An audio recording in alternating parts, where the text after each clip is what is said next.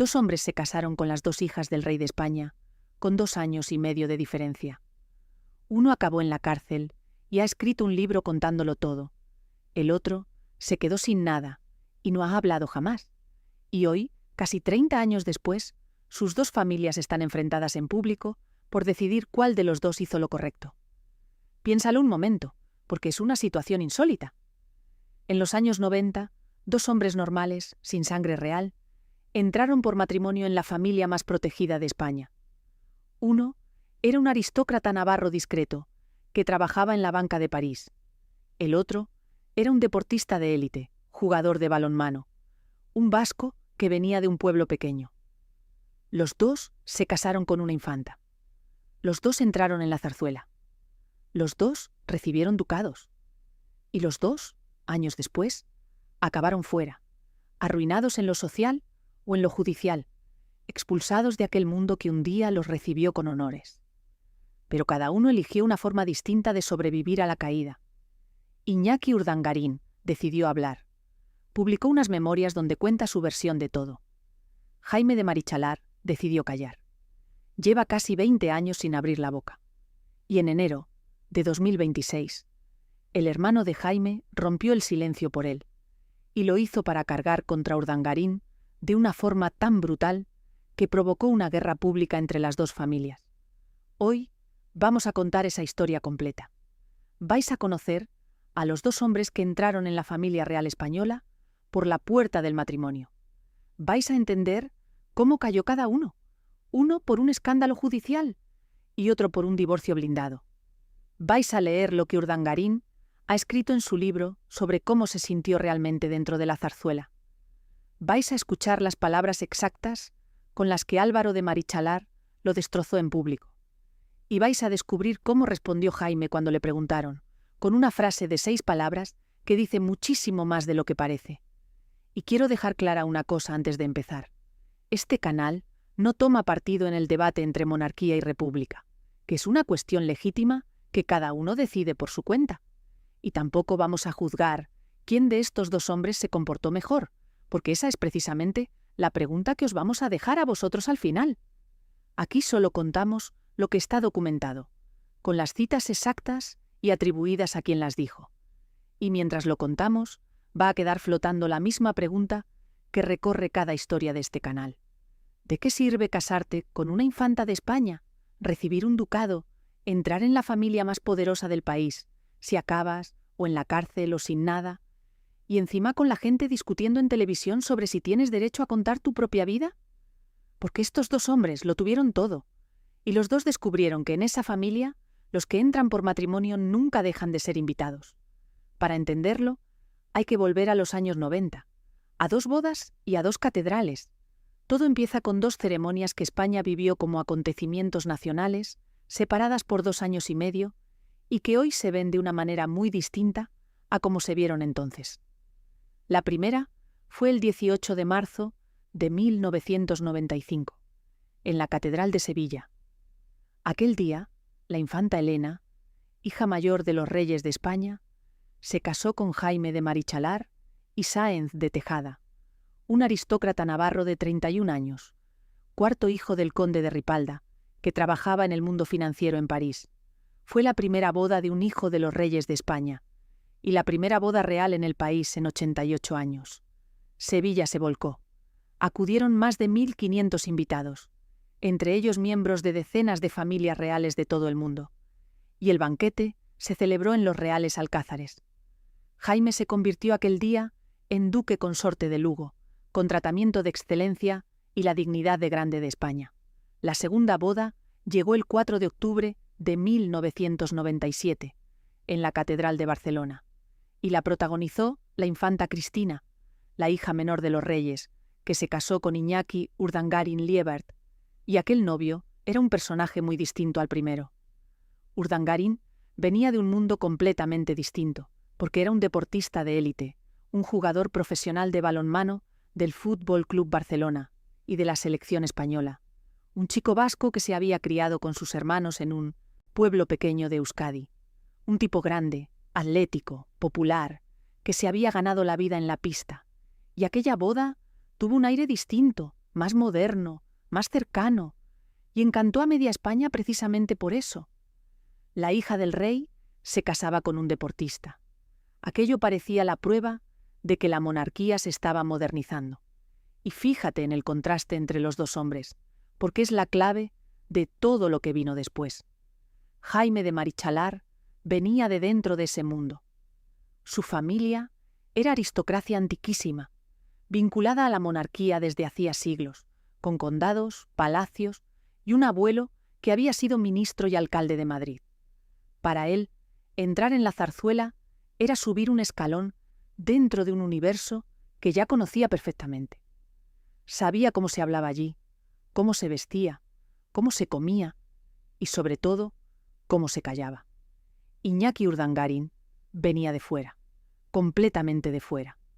Su mundo era el del deporte profesional, el vestuario, los entrenamientos, la competición. Un mundo donde se habla claro, donde se celebran las victorias y se discuten las derrotas. Y de repente se encontró dentro de la institución más rígida y más protocolaria de España. Él mismo lo ha descrito años después en sus memorias con una imagen que lo resume todo. Ha escrito que emparentar con la familia del rey Juan Carlos fue como aterrizar en otro planeta. Otro planeta.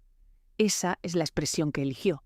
Y en esa diferencia de origen, en el hecho de que uno ya conocía las reglas y el otro tuvo que aprenderlas de golpe, está el germen de dos historias que iban a terminar de formas muy distintas, pero igual de duras. Vamos a detenernos en cómo fueron aquellos años buenos, porque para entender la magnitud de las dos caídas, hay que entender primero lo alto que llegaron los dos. Durante más de una década, los dos yernos del rey fueron figuras públicas queridas en España. Aparecían en los actos oficiales, en las fotos de familia de cada verano en Mallorca, en las felicitaciones navideñas.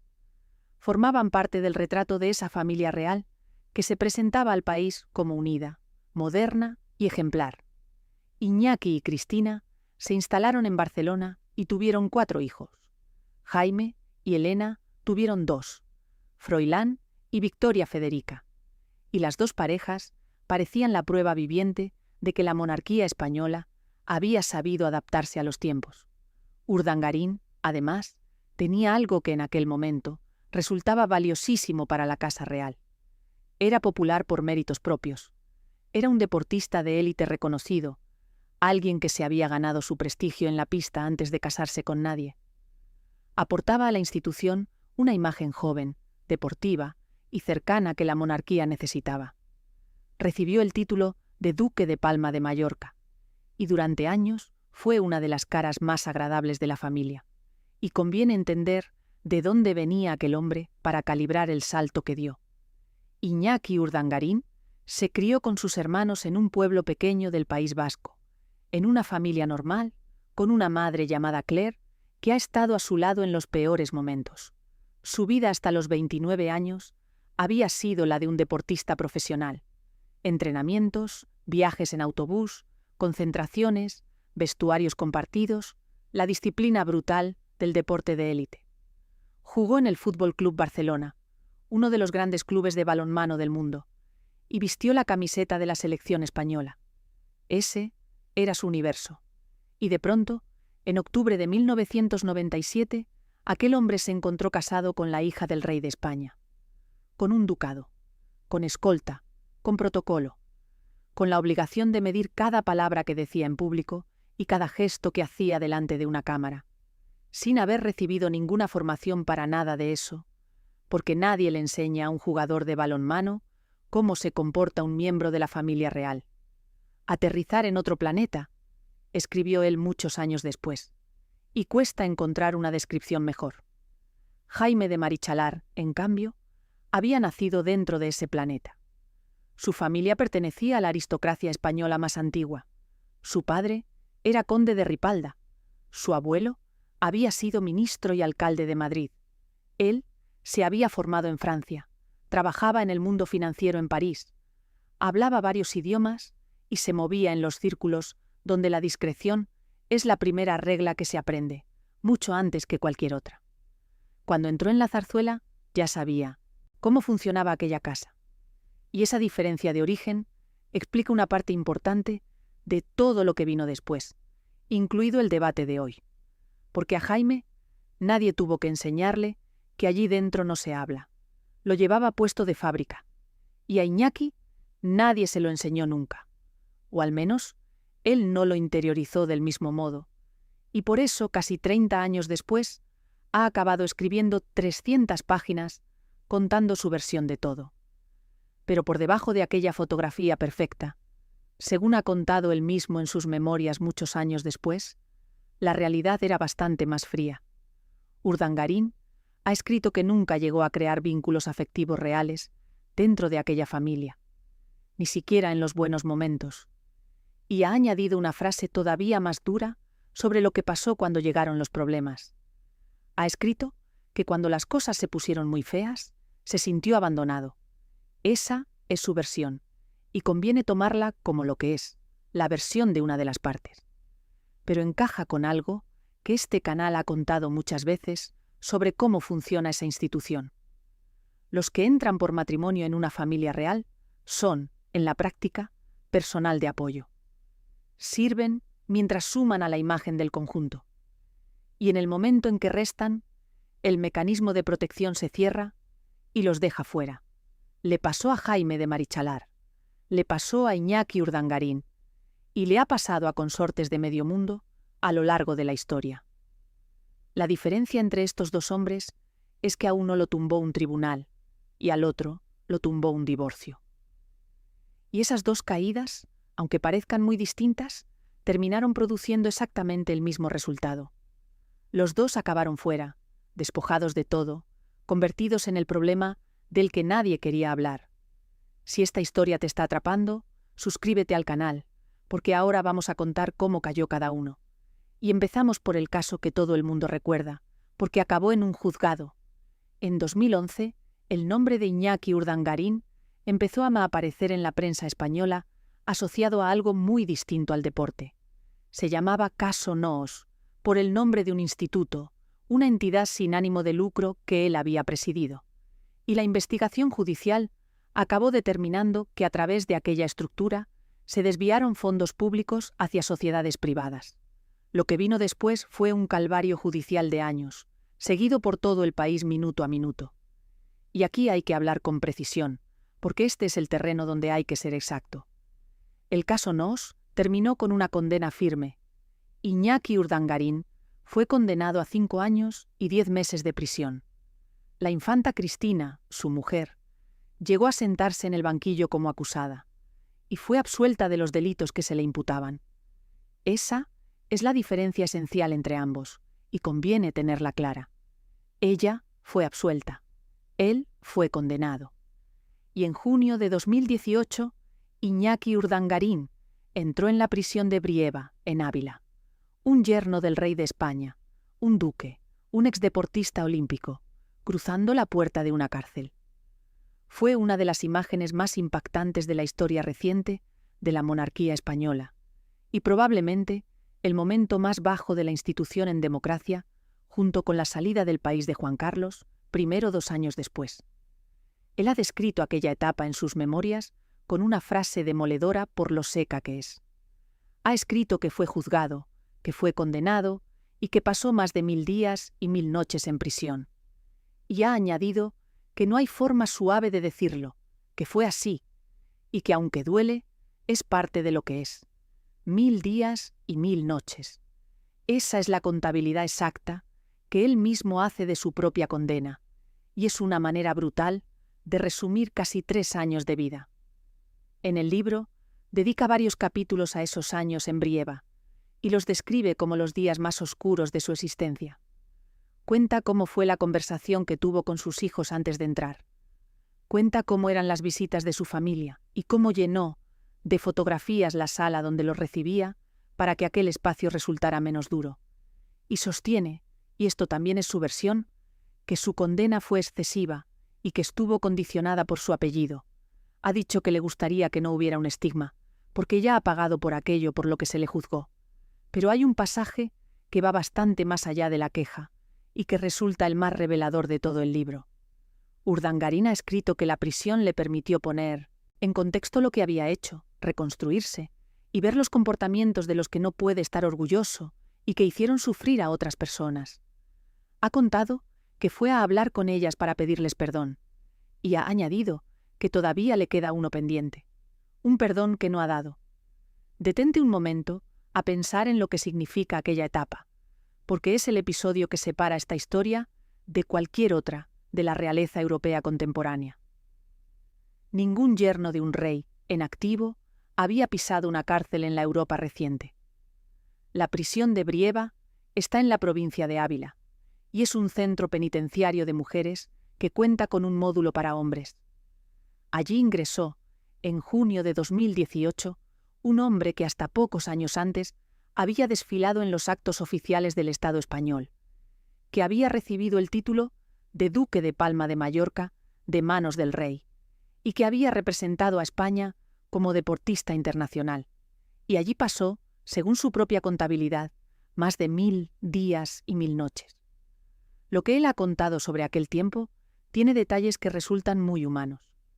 Ha explicado cómo eran las visitas de su familia, y ha contado que llenó de fotografías la salita donde lo recibía, para que aquel espacio resultara más agradable cuando llegaban los suyos. Piensa en esa imagen un segundo. Un hombre, pegando fotos de su familia en la pared de una sala de visitas de una cárcel para que sus hijos se sintieran algo mejor al entrar. Es un detalle pequeño, y dice muchísimo sobre cómo se vive aquello desde dentro. También ha contado cómo fue la conversación que mantuvo con sus hijos antes de entrar en prisión, y la promesa que les hizo entonces. Y ha explicado que aquella experiencia le cambió como padre. Ha reconocido que antes era un padre muy exigente, controlador y rígido, y que después de todo aquello se volvió mucho más comprensivo. Y hay un aspecto de aquella etapa que resulta especialmente revelador para el tema de este video, que es el del abandono. Porque Urdangarín sostiene en su libro que cuando las cosas se pusieron muy feas, se sintió abandonado. Y matiza que no por todo el mundo, lo cual deja entender que sí por algunas personas muy concretas. Nunca ha señalado con nombres y apellidos quién le falló, y eso es importante subrayarlo. Pero la frase queda ahí, escrita por él, en un libro que va a durar más que todos nosotros. Fíjate en el contraste con lo que estaba pasando fuera durante aquellos años. Mientras él cumplía condena en Brieva, la familia real española seguía con su vida institucional. Actos oficiales, viajes de Estado, discursos de Navidad, posados de verano en Mallorca. La maquinaria siguió funcionando exactamente igual, como si aquel hombre que había estado en las fotografías durante 20 años no hubiera existido nunca. Y eso, que institucionalmente tiene toda la lógica del mundo, en lo personal debe de resultar devastador. Salió de prisión y se instaló en Vitoria, donde vive hoy. Se ha publicado que lleva una vida casi monástica, muy alejada del ruido, dedicado a una empresa de coaching y al deporte, y ha explicado que la relación con su nueva pareja fue clave en su reconstrucción personal, escribiendo que con ella el mundo había dejado de darle miedo para empezar otra vez a parecerle un desafío emocionante, y que su cariño y su comprensión fueron determinantes. Todo eso, la cárcel, la reconstrucción, el perdón pendiente y la vida nueva, es lo que acabó convertido en un libro. Y ese libro es el que hizo estallar la guerra. La caída de Jaime de Marichalar fue completamente distinta. No hubo juicios, ni condenas, ni cárcel. Pero el resultado final fue igual de definitivo. Su historia la contamos con detalle en un vídeo anterior de este canal, así que aquí vamos con lo esencial. En diciembre de 2001, con 38 años, Jaime sufrió un ictus mientras hacía deporte, un accidente cerebrovascular que le paralizó la parte izquierda del cuerpo y del que quedó con secuelas permanentes. A partir de ahí, según ha contado la prensa española durante años, su matrimonio con la infanta Elena empezó un deterioro lento. En noviembre de 2007, la Casa del Rey anunció oficialmente el cese de la convivencia del matrimonio. Y el divorcio se hizo efectivo en enero de 2010, convirtiéndose en el primer divorcio de una hija de un rey de España. Un proceso tan delicado que el expediente acabó guardado en una caja fuerte de máxima seguridad de un juzgado madrileño para evitar cualquier filtración, y con aquel divorcio, Jaime de Marichalar lo perdió todo de golpe. Dejó de ser duque consorte de Lugo, perdió el tratamiento de excelencia, dejó de formar parte de la Casa Real, volvió a ser, simplemente, un aristócrata más. En torno a aquella ruptura, circularon durante años rumores muy graves sobre él, rumores que este canal subraya que nunca se probaron y sobre los que ningún tribunal declaró nada. Y aquí llegamos a la decisión que define a este hombre y que es el corazón de todo este vídeo. Ante todo aquello, ante la pérdida de su matrimonio, de sus títulos y de su posición, ante los rumores que circulaban sobre él, ante los periodistas que lo perseguían por la calle, Jaime de Marichalar tomó una decisión y la ha mantenido durante casi 20 años sin fallar ni una sola vez. Callar. No dar entrevistas, no escribir libros, no responder, no defenderse, no contar su versión jamás. Su filosofía la resumió él mismo en la única ocasión en la que estuvo a punto de romperse, cuando los periodistas lo abordaron a raíz de las memorias del rey Juan Carlos.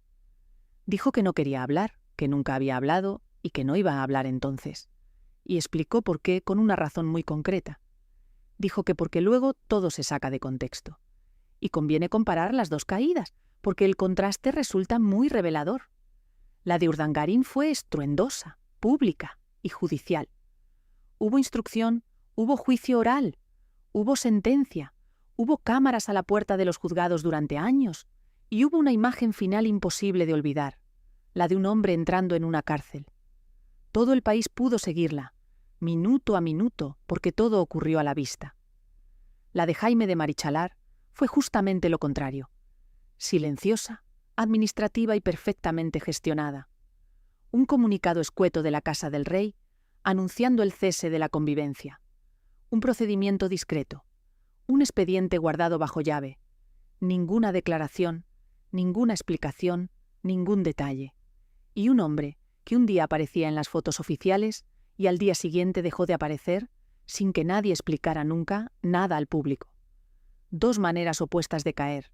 Y sin embargo, si te fijas en el resultado, el destino final de los dos hombres es prácticamente idéntico. Los dos perdieron el ducado. Los dos perdieron el tratamiento. Los dos dejaron de formar parte de la Casa Real. Los dos quedaron fuera de las fotografías. Y los dos se convirtieron en personajes incómodos de los que la institución prefiere no hablar. Y ahí hay algo que merece la pena subrayar, porque es la clave de todo lo que viene después. La institución consiguió el mismo resultado con dos métodos distintos. Con uno hizo falta un tribunal, con el otro bastó un comunicado. Pero el mecanismo de fondo, ese que consiste en cerrar filas y dejar fuera lo que amenaza al conjunto, funcionó exactamente igual en los dos casos. Ahí tienes las dos estrategias enfrentadas, y ahí está el debate entero de este vídeo. Un hombre que decide contarlo todo en un libro de casi 300 páginas, y otro que decide no decir nada nunca. Dos maneras opuestas de sobrevivir a la misma institución. Y en enero de 2026, esas dos maneras chocaron en público de la forma más ruidosa posible. El 12 de febrero de 2026, Iñaki Urdangarín publicó sus memorias. El libro se titula Todo lo vivido, con el subtítulo Triunfos, derrotas y aprendizajes. Lo publicó la editorial Grijalbo y tiene 296 páginas divididas en 5 partes que recorren toda su vida. Y él mismo explica en las primeras páginas por qué decidió escribirlo, con una frase que resulta clave para entender esta historia. Escribe que durante muchos años su vida fue contada por otros, por periodistas, por jueces, por tertulianos, por desconocidos. Esa es su justificación, la sensación de que su historia la había escrito todo el mundo menos él, aunque reconoce también, con cierta humildad, que la palabra memorias le pesa un poco y que siente que le viene grande. El libro recorre 5 etapas de su vida, su infancia y juventud con sus hermanos en un pueblo de Euskadi, su carrera deportiva de élite en el balonmano, con el Barcelona y con la selección española, su integración en la familia real tras casarse con la infanta Cristina. el caso Nos y su paso por la cárcel, y su vida después de cumplir la condena, con la separación de la madre de sus 4 hijos y su nueva relación. Y hay 2 partes del libro que generaron un revuelo enorme en España. La primera es todo lo que cuenta sobre la familia real, que ya hemos visto. Lo de aterrizar en otro planeta, lo de no haber creado vínculos afectivos ni en los buenos momentos, y lo de haberse sentido abandonado cuando las cosas se pusieron feas. La segunda es lo que cuenta sobre su vida sentimental actual. Habla abiertamente por primera vez de Ainhoa Armentia, su pareja desde 2022, y reconoce que la relación se hizo pública antes de que él pudiera gestionarla con sus hijos, asumiendo su parte de responsabilidad al admitir que su mala gestión de los tiempos y de la comunicación hizo que aquel asunto resultara demasiado doloroso para todos. Sobre su exmujer, la infanta Cristina, de la que se divorció en enero de 2024, el tono del libro está lejos del enfrentamiento. Ha contado que siguen preocupándose el uno por el otro, y sobre su presente describe una vida tranquila en Vitoria, casi monástica según se ha publicado, con una empresa de coaching y una aspiración muy modesta. Ha escrito que lo que quiere es una vida feliz junto a sus hijos, junto a su pareja y junto a las personas que ama, viviendo desde la gratitud y desde la alegría serena de las cosas pequeñas. Una llamada de uno de sus hijos, un atardecer compartido, la charla con un amigo. Hay también una frase suya que retrata perfectamente en qué punto está hoy este hombre, y es de las más tristes de todo el libro. Ha dicho, sabiendo que su figura va a seguir generando rechazo en España, que ha aprendido a no gustar. Y ese libro, esa decisión de contar su versión después de años de silencio, es lo que encendió la mecha, porque a algunas personas les pareció bien, y a otras les pareció una traición. Si esta historia te está llegando, suscríbete y déjame en los comentarios de qué otro personaje quieres que hablemos. Porque ahora llega el momento en que esta historia se convirtió en una guerra pública entre 2 familias. Para entender lo que pasó, hay que presentar a un personaje que hasta ahora no había aparecido. Se llama Álvaro de Marichalar, tiene 64 años, y es el hermano mayor de Jaime, y es un personaje absolutamente opuesto a su hermano. Álvaro es navegante y explorador, un aventurero conocido por sus travesías marítimas extremas, empeñado en dar la vuelta al mundo con la embarcación más pequeña de la historia, y sobre todo, es un hombre de opiniones fuertes que no tiene ningún reparo en soltarlas delante de un micrófono. Donde Jaime calla, Álvaro habla. Álvaro llevaba unos 7 años prácticamente desaparecido de la vida pública española, metido en sus expediciones marítimas, y reapareció el 29 de enero de 2026, en Madrid, en la fiesta de cumpleaños del chef Mario Sandoval. Los periodistas lo abordaron allí y le preguntaron por las memorias de Urdangarín, que estaban a punto de publicarse, y Álvaro de Marichalar respondió con una carga de profundidad que dejó a todo el mundo helado. Dijo, y estas son sus palabras textuales, que a su juicio el consorte de una infanta, como es Iñaki Urdangarín, por principio no tiene que decir nada nunca. Y a continuación puso a su propio germano como ejemplo. Dijo que ahí estaba el ejemplo del consorte de la infanta Elena, que es su hermano Jaime, que no dice nunca nada, en ningún momento, porque no tiene nada que decir, porque no puede decir nada si respeta la institución, si respeta su papel y si se respeta a sí mismo. Y después fue todavía más lejos, con la frase que provocó el escándalo. Dijo que actuar en función de un apellido le parece muy mal, como ha hecho Urdangarín, que no es nadie. Y remató la idea repitiéndolo. Cuando digo nadie, es nadie. Detente en esa frase un segundo, porque es de una dureza tremenda. Está diciendo, en público y en televisión, que el padre de 4 sobrinos de su propio hermano, un hombre que estuvo casado durante 26 años con una infanta de España, no es nadie.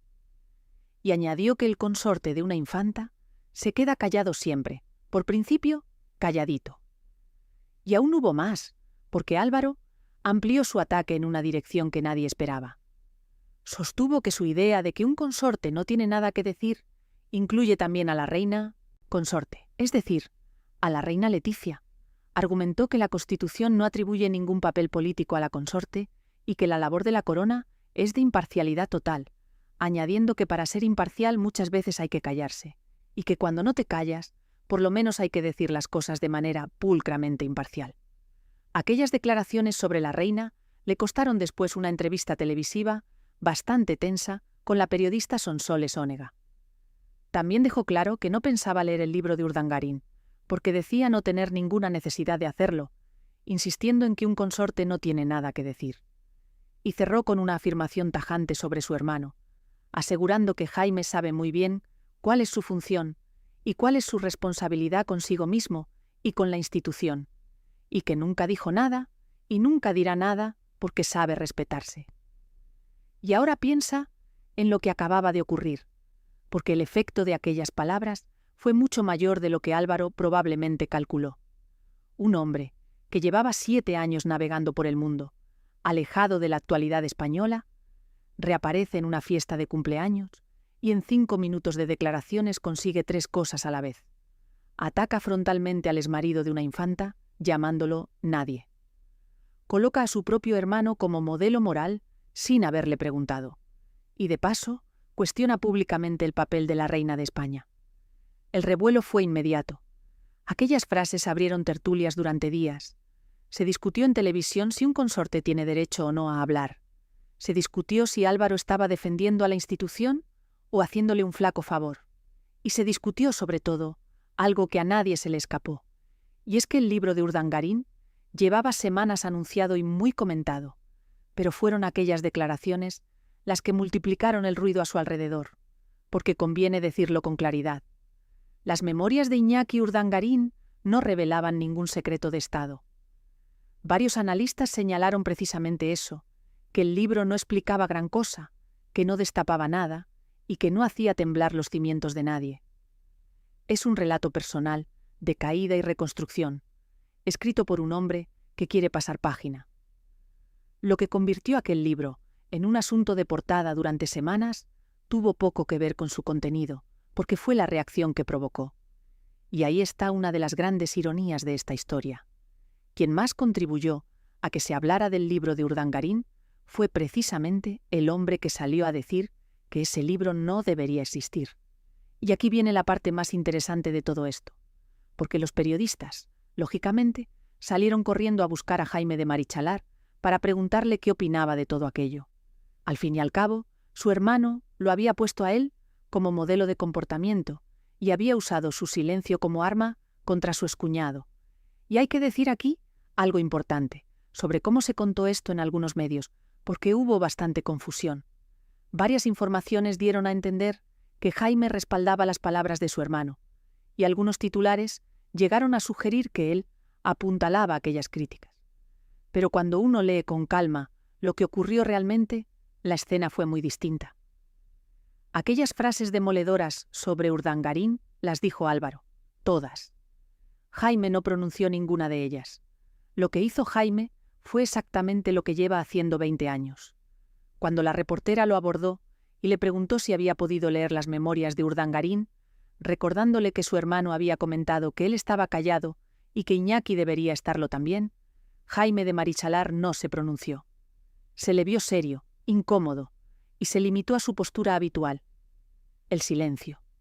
Y cuando la prensa insistió, llegó a pedir por favor que lo dejaran en paz, con una frase que retrata su agotamiento y también su fragilidad física, porque recordemos que arrastra secuelas de aquel ictus. Preguntó si podían dejarlo tranquilo, y añadió que no se quería caer. Pero la respuesta que de verdad importa, la que se convirtió en titular en toda España, llegó cuando le preguntaron directamente por las opiniones de su hermano. Y Jaime de Marichalar contestó con 6 palabras. Dijo, «Mi hermano es mi hermano, yo soy yo». 6 palabras. Y en esas 6 palabras hay muchísimo. Está diciendo, con toda la elegancia y toda la contención del mundo, que no se siente representado por Álvaro, que aquellas opiniones no son las suyas, que no le pidió a nadie que hablara en su nombre, y que no quiere que lo usen como arma en una guerra que él no ha empezado. Se ha publicado que aquellas declaraciones de su hermano no le hicieron ninguna gracia, y que después de la polémica con la reina Leticia, decidió marcar límites de forma tajante. Y fíjate en la ironía enorme de toda esta situación, porque es casi perfecta.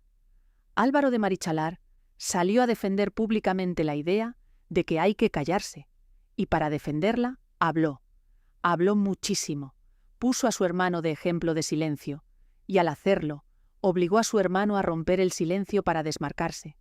Es decir, que la defensa del silencio acabó generando más ruido que el propio libro que criticaba, y el único que salió perjudicado de todo ello fue precisamente el hombre que no había dicho nada. Y ahora llegamos a la pregunta que da sentido a todo este video, que es una pregunta que se debatió en toda España durante aquellas semanas. ¿Quién tiene razón? ¿Tiene derecho un consorte a contar su historia? ¿O su obligación es callar para siempre? Vamos a ponerlo con honestidad, con los dos argumentos sobre la mesa, porque los dos tienen su lógica y este canal no va a decidir por ti. El argumento de Álvaro de Marichalar, que es el argumento tradicional, dice más o menos lo siguiente. Cuando entras en una familia real, entras en una institución que es un órgano del Estado, con una función constitucional que exige neutralidad y discreción. Recibes títulos, privilegios y una posición que no has ganado por tus méritos, sino por tu matrimonio. Y a cambio de eso, aceptas unas reglas, y la principal de todas es el silencio. Contar tus intimidades después supone sacar partido de una posición que te dieron prestada y usar el apellido de otros para vender libros. Pero enfrente está el otro argumento, que también tiene su peso, y es que Iñaki Urdangarín, más allá de con quién estuviera casado, es un ciudadano español que fue juzgado, condenado y que cumplió su pena íntegramente. Y una vez pagada esa pena, tiene los mismos derechos que cualquier otro ciudadano, incluido el derecho a contar su propia vida. Él lo ha justificado precisamente así, diciendo que durante años su vida la contaron otros, y que ahora quiere contarla él. Y hay algo difícil de rebatir en esa idea. Durante más de una década, medio país opinó sobre él, sobre su matrimonio, sobre su carácter y sobre sus intenciones, mientras él no decía nada. Que quiera dar su versión después de todo eso resulta bastante humano. Y luego está la crítica desde el otro lado, la de quienes piensan que el libro no aporta gran cosa. Algunos analistas han señalado que las memorias de Urdangarín, pese a toda la expectación que generaron, no revelan grandes secretos ni hacen temblar a nadie, y que se quedan en un relato personal de superación. Es decir, que ni siquiera cumplen con lo que se temía que hicieran. Este canal no te va a decir quién lleva razón, pero sí quiere hacerte notar una cosa, y es la que da sentido a todo lo que has visto hasta aquí. Fíjate en cómo ha terminado cada uno de los dos. Iñaki Urdangarín habló, contó su versión, publicó su libro, dio entrevistas. ¿Y qué consiguió?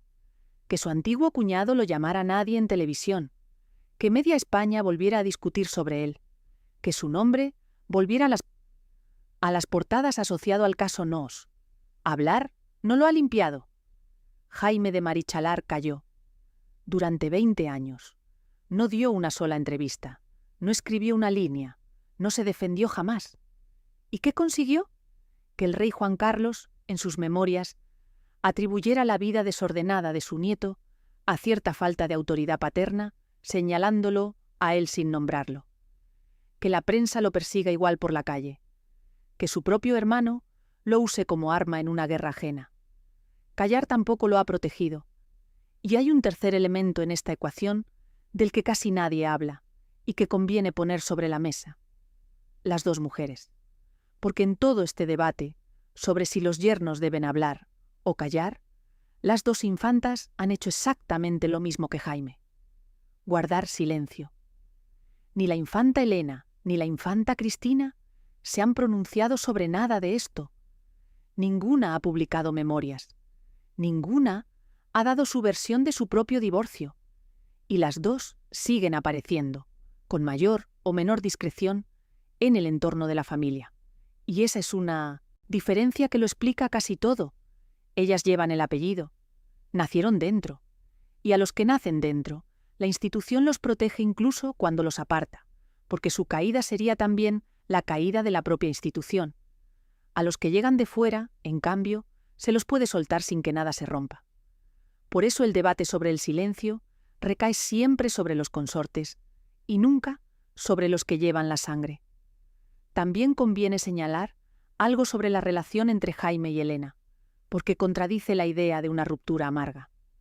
Pese al divorcio y a todo lo que se publicó en su momento, los dos han seguido coincidiendo con normalidad en actos familiares y sociales, y se les ha visto juntos en bodas y celebraciones.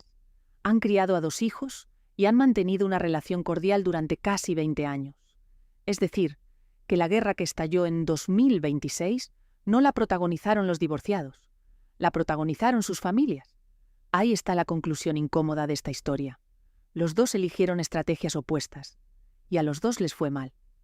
Detente un momento a pensar en estos 2 hombres, porque juntos cuentan una lección que va mucho más allá de la realeza española. Aquí tenemos a 2 personas que entraron en una institución de siglos por la puerta del matrimonio.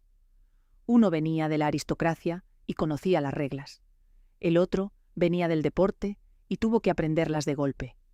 Los 2 recibieron títulos, honores y un lugar en las fotografías oficiales de España. Y los 2, cuando dejaron de ser útiles a esa fotografía, se encontraron fuera. Sin ducado, sin tratamiento, sin protección.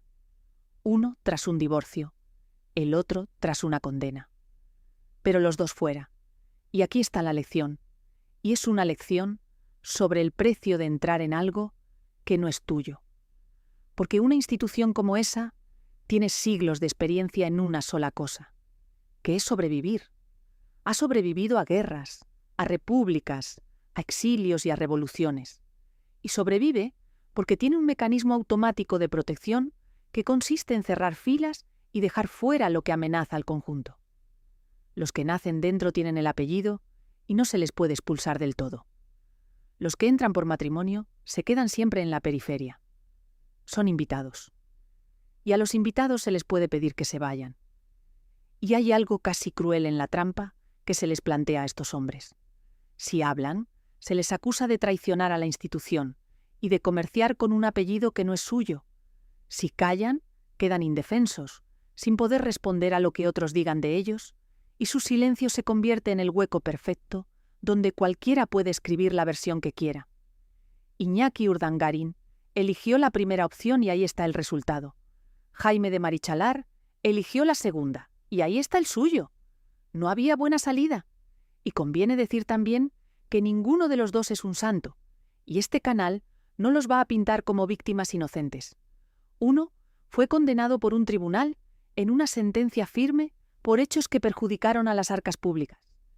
Y eso es un hecho probado que no admite discusión. El otro estuvo casado durante años con una infanta, disfrutando de todos los privilegios que eso conlleva, y sobre él pesaron rumores que nunca se aclararon del todo. Nadie sale limpio de esta historia. Y hay una última pieza en todo esto que conviene poner sobre la mesa, porque es la que le da a esta historia su ironía definitiva.